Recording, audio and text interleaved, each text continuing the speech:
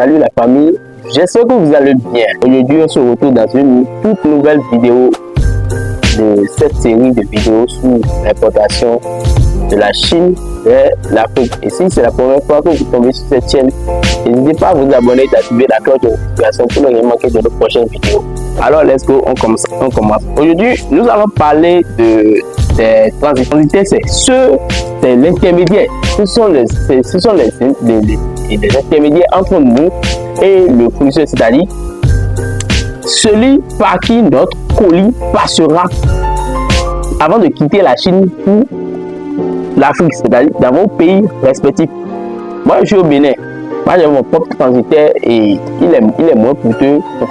Maintenant, je vais vous dire à combien les transitaires facturent pour le kilo. Ça dépend du transitaire. Chacun facture son kilo. Mais généralement, c'est entre 8 000, 9 000 et 10 000 francs. Mais il y a une chose, ça dépend du genre de colis. Il y a les colis avec des bactéries. Il y a les colis liquides, verts et autres. Ça dépend. Donc, c'est en fonction de la catégorie de produit. C'est en fonction de cette catégorie que le prix du kilo est fixé. Voilà, que le prix du kilo est fixé. Vous voyez un peu. Et souvent, c'est généralement entre les deux. Il y a les colis non ordinaires. Pardon. Il y a les colis non ordinaires. C'est souvent les colis sans batterie, sans liquide. Les colis c'est comme les trépieds vierges qui n'ont pas de batterie et autres. C'est-à-dire qui ne sont pas chargeables au courant, quelque chose du genre. Il y a les colis ordinaires. Les colis ordinaires, c'est souvent les téléphones. Ce sont les colis avec les batteries. On peut charger souvent les téléphones. Donc ça varie souvent entre 8 000, 9 000, 10 000. D'autres vont jusqu'à 12 000. Donc, je ne sais pas, c'est en fonction de chaque pays au fait. Par exemple, moi ici au Bénin, j'ai mon propre transitaire. Pour ceux qui veulent son numéro, ils n'ont qu'à m'écrire au numéro dans la description sur WhatsApp. Et je vais vous balancer son numéro sans souci et vous allez gérer. Eux, ils sont très efficaces. Maintenant, nous sommes en train de parler de l'importation par voie aérienne. Maintenant, l'importation par voie maritime, c'est un truc que moi, je ne fais pas souvent parce que j'importe presque toujours mes colis par avion. Parce que la clientèle ne peut pas attendre. Ceux à qui tu veux vendre tes produits ne peuvent pas attendre 90 jours, 60 jours avant de recevoir le colis. C'est inadmissible. Vous voyez un peu, c'est le temps que ces produits ne viennent, eux, ils diront en même temps déjà chez le concurrent. Maintenant, il y a une chose, c'est pas pour autant que vous allez importer tous les colis par avion. Non. C'est le poids, il faut regarder. Par exemple, tu payes un produit à 10 000 et puis le produit que tu payes à 10 000 francs, ça pèse 10 kilos. Par exemple, tu payes un produit à 10 000 francs, disons à 20 000 francs, ça pèse 10 kilos. Et disons que le kilo est facturé à 9 000 francs. Ça fait 90 000.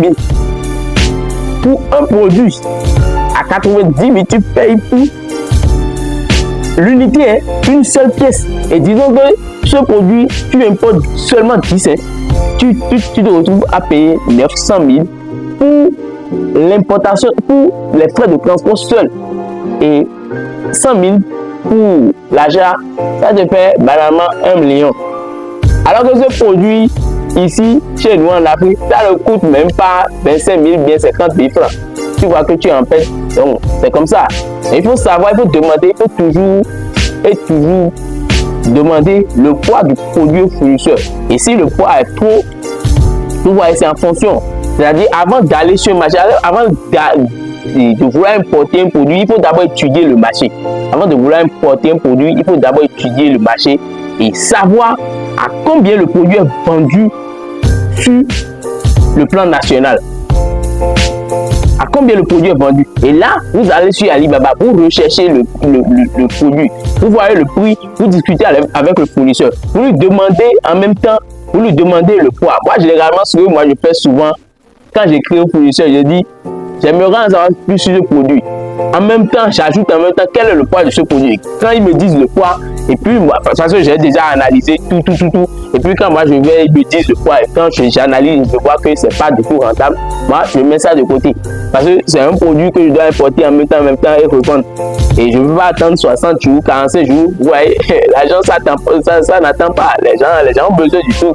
Les gens ont besoin vraiment du tout. Par exemple, disons, je vais vous donner un exemple, papa. Disons que nous sommes dans les périodes de fête, des fins d'année. Par exemple, je suis en train de donner un exemple. Disons pour la Noël. Et puis, il y a des petits jouets. Et tu vois qu'il y a un nouveau jouet qui est sorti. Tu vois la publicité sur Facebook, tu vas voir la publicité partout. Tu dis, mais ce truc, ça va marcher. Et tu étudies le marché, tu vois que bon, ce produit, il est vendu à tel prix sur le marché. Et puis, voilà, tu vas sur Alibaba, tu recherches le produit, et puis tu vois, on te lit ses prix, tu vois, tu choisis, tu étudies le fournisseur, tu choisis le fournisseur parmi eux, et puis vous commencez par écrire. Et il te dit que ce produit, le poids, c'est à 5 kg, c'est à 10 kg. L'unité, c'est à 10 kg. Mais en combien de temps? Voilà que tu es déjà en décembre. Disons, tu es déjà en décembre. Et puis, tu devrais d'abord, en même temps, importer ce produit pour pouvoir le revendre en même temps sur le marché pendant les périodes de fête. Et là, tu ne peux pas te permettre d'importer ce produit par bateau. Mais c'est inadmissible. C'est pour ça qu'il faut étudier le marché. Quand tu sais qu'il y a un produit que tu devrais importer, là, tu étudies en même temps le marché. Et si tu sais que tu peux importer le produit avant cette période, la période festive, là, tu l'importes carrément et puis c'est bon. Mais quand c'est comme ça, tu ne peux pas. Parce que tu ne peux pas importer un produit et disons, et puis ça va venir après décembre, disons en janvier. Nous ne sommes plus en Noël. Ça va pas s'écouler. Donc c'est un peu ça. Il faut d'abord étudier le produit et voir en quelque sorte à combien vous pouvez voir en quelque sorte si vous pouvez l'importer par bateau ou par avion. Donc c'est un peu ça les amis. J'espère que vous avez compris et le minimum d'importation par bateau, ça se calcule en 6 BM. Voilà, beaucoup prennent 0,5 CBM et 0,05 CBM, je ne me rappelle pas trop. En tout cas, je vais vous écrire ça dans la description si c'est bon. Donc beaucoup importent comme beaucoup de transitaires fixent leur CBM comme ça et ouais, tu calcules et puis c'est bon. Mais là où tu es obligé de payer 900 000 pour le transport, à peine tu vas payer quelque chose de 100 000. Bon, si j'exagère, je ne sais pas trop. Bref, je n'ai pas fait le calcul. Mais ce serait drastiquement moins quoi. Parce que l'importation par voie maritime, les prix se fixent en fonction du volume. C'est-à-dire la taille. On calcule le volume du carton. C'est-à-dire l'espace que le carton va occuper dans le conteneur. C'est ça, on te calcule, on te fait le point. Mais pour l'avion, c'est le poids. Parce que vous savez, il y a certaines choses qui ne peuvent pas passer par avion. C'est trop lourd. Et quand toi, tu vas importer ça, eux, ils vont vouloir te tasser, te prendre assez de prix. Et puis tu seras en fait quoi. Donc voilà un peu ce qu'il en est de l'importation. Du fait de choisir entre l'importation par avion et l'importation par bateau. Donc c'est à vous de voir. Il faut d'abord faire une étude de marché. Il faut d'abord faire vos analyses, voir à combien le produit est vendu localement, voir à combien le produit est vendu sur Alibaba et voir en même temps demander au fournisseur quel est le poids du produit afin de savoir si c'est possible de l'importer par avion ou bien de l'importer par bateau. Sinon, vous allez vous trouver en fait. Donc, c'était tout pour cette vidéo. Merci beaucoup. Likez la vidéo si ça vous a plu. N'hésitez pas à vous abonner et d'activer la cloche de notification pour ne rien manquer de nos prochaines vidéos. Alors, merci beaucoup les amis et laissez-moi dans les commentaires, dites-moi dans les commentaires le genre de vidéo que vous voulez. Donnez-moi des titres. Donnez-moi vos préoccupations dans les commentaires et je me ferai le réel plaisir de vous faire une vidéo afin de répondre à vos préoccupations. Merci beaucoup.